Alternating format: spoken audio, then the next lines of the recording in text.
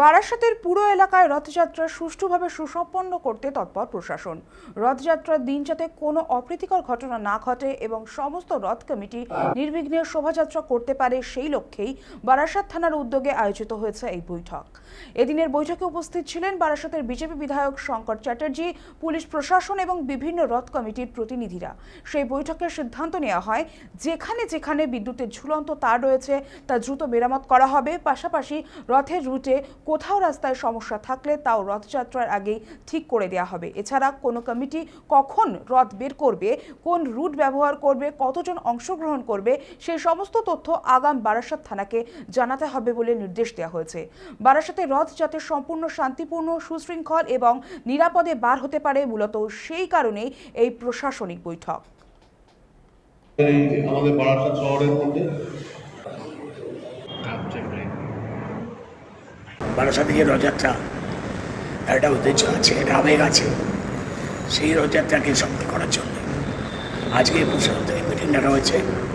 সেই মিটিংয়ে পিডাব্লিউডি থেকে আরম্ভ করে ইলেকট্রিসিটি ডিপার্টমেন্টের লোক, মিউনিসিপ্যালিটি সবাই আজকে এসছেন এখানে এই রথযাত্রাকে সফল করার জন্য, পিসফুলি করার জন্য যাবতীয় উদ্যোগ নেওয়া হয়েছে যাতে কোনো রকম অঘটন না ঘটে। তার জন্যে প্রিভেন্টিভ মেজার যেগুলো থাকে সেগুলো সবার নিয়ে আলোচনা হলো এবং অত্যন্ত সফল মিটিং হয়েছে।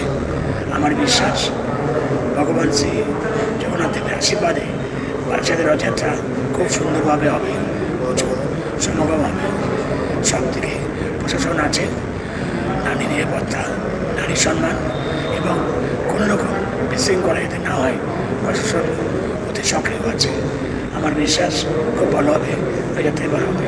রথযাত্রা আছে 16 কে, তো সেই জন্য আমি ব্রিফিং শেষ করলাম। এখানে আমরা কিছু কমন ইনস্ট্রাকশন ছিলাম, মানে কি জেসে কি আপসে ভলেন্টিয়ার কা লিস্ট আমাকে চাই, প্লাস ওখানে দড়ি থাকে যেভাবে আমি ট্রাফিক আর আমরা যে রথ আছে আমি সঙ্গে সঙ্গে ম্যানেজ করতে পারি।